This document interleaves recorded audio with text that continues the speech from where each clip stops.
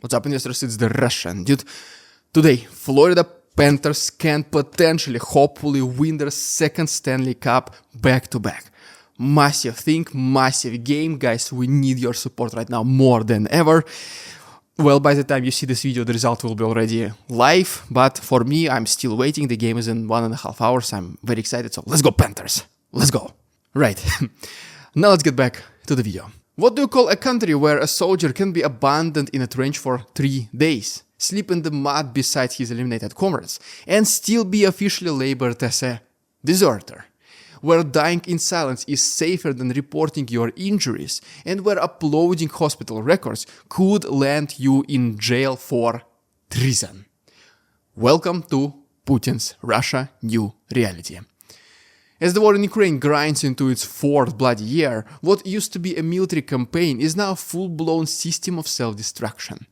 Men are not just disposable, they're spreadsheet cells, manipulated, misclassified, and buried under bad data.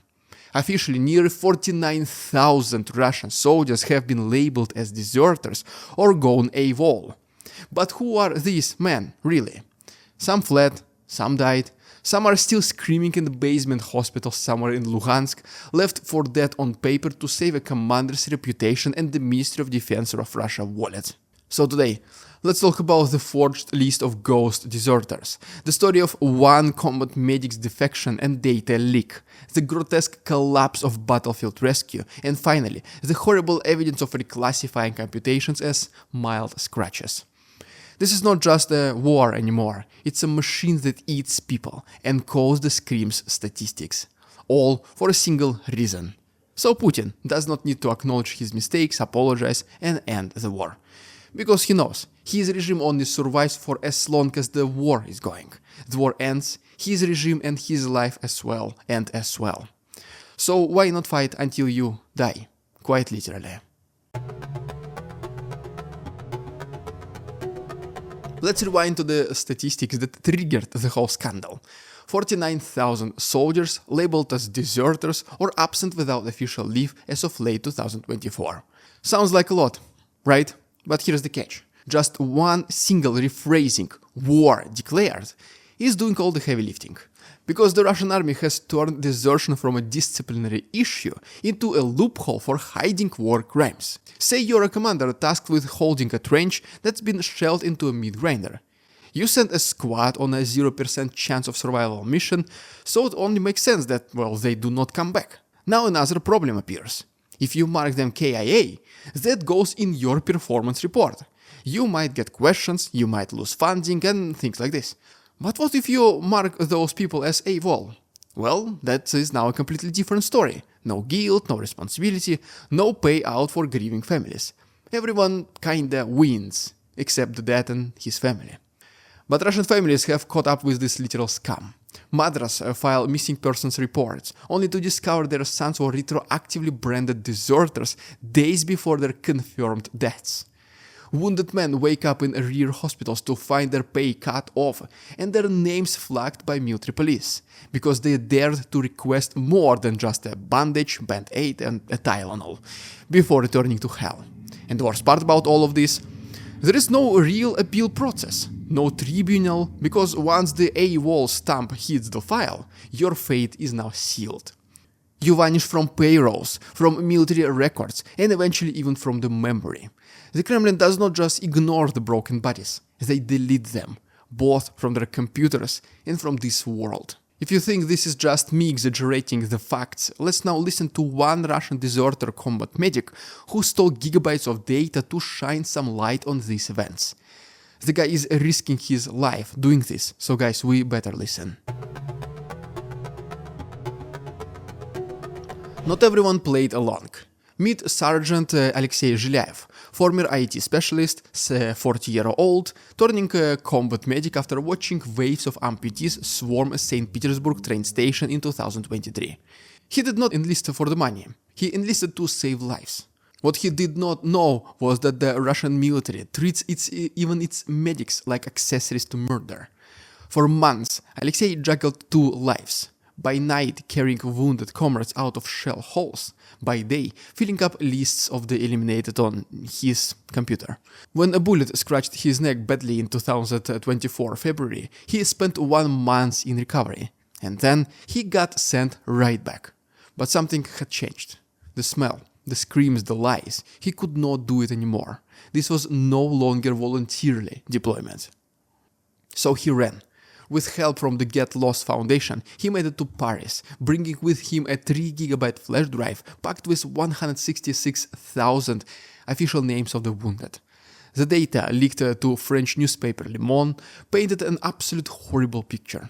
Only 24% of wounded soldiers made it to a hospital within the same day, not the same hour, one day, the same one day. And that's keeping in mind the fact that some irreversible damage can happen in under 2 hours.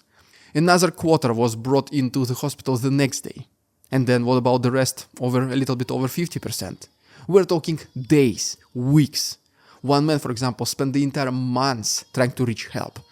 Some of you might have heard about it, but in wartime medicine, there is a concept called the golden hour. The 60-minute window after an injury when the difference between life and death can be measured in seconds.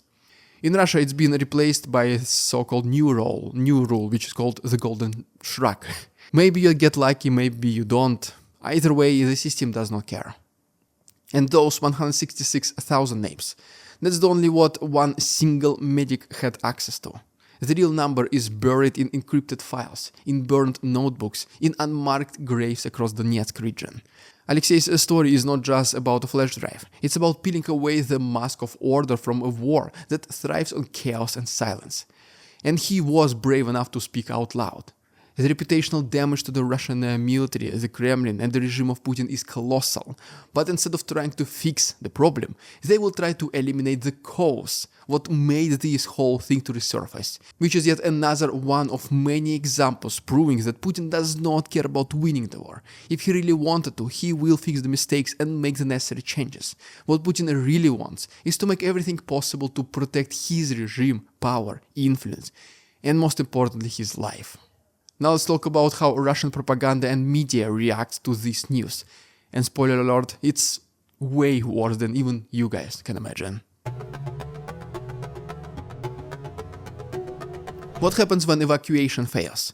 If you have seen the videos, you already know.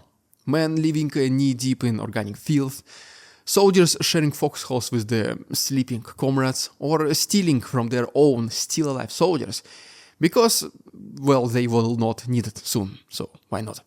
A lone survivor recounts how his squad got trapped for a week, surrounded by bodies and this still alive but too wounded to scream. One soldier crawled to his unit for days, no one came still, no one even knew he was out there. The main slogan of Putin's special military operation is, by the way, "We do not abandon our own." In October 2024, a message from the 132nd Brigade exploded across Z-Blogger Telegram channels. It basically said that your soldiers are disappearing and you give 0 Fs, wrote the Notes of Veterans or Записки ветерана Telegram channel.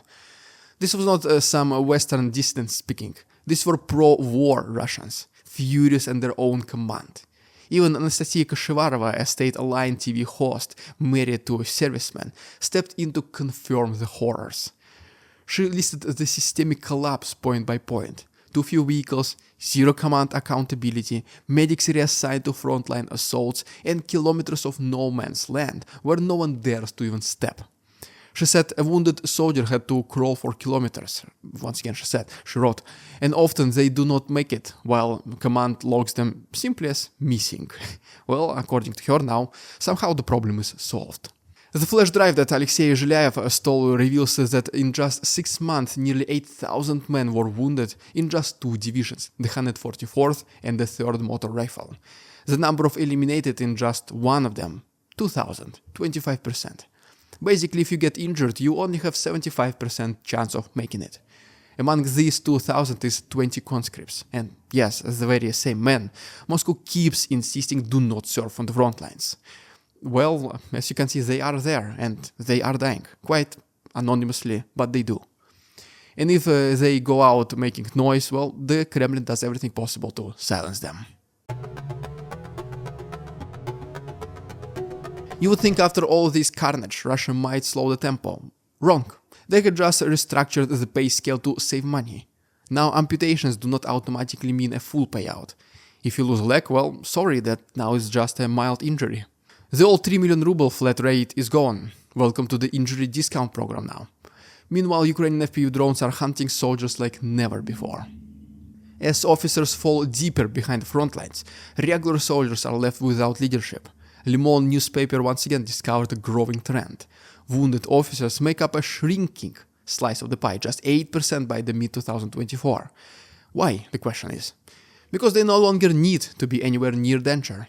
Some soldiers even say they have never seen their commanders. So imagine hearing that you were destined for an assault with no return ticket, and the person who gave you this order did not even have the courage to do it in person to give you this order. It was just over the Skype or Zoom FaceTime call. And when officers do show up, they are surrounded by armed bodyguards, because the men under their command might just nullify them in the back. Friendly fire in the Russian army is real. And in this army, the only thing more dangerous than the enemy is now your own boss. Desperate for numbers, the Kremlin has tapped into previously prohibited pool, the elderly citizens. Soldiers over 50 now make up to 11% of the wounded, a staggering jump from only 1% in 2022. Once again, the question is why? Because people who cannot afford rent will fight for bread. One training video shows recruits who look like they belong in a retirement home. How old are you? Asks the instructor. 63, one man replies. Oh snap, well, you gotta do what you gotta do, I guess, came the response. It's not even a joke anymore, just standard policy, and yeah, you guessed it, I used very politically correct words here. This is not about patriotism, it's not about defending the motherland. It's about debt, desperation, and a government that would rather arm grandfathers than admit it is running out of its own sons. Well, there you have it, guys. If you haven't done so already, please subscribe to my channel for more videos like this. Let's go Florida Panthers, back-to-back Stanley Cup champions. We can do it. If you wish to support my work, there are links down below. Thanks much for watching. See you tomorrow.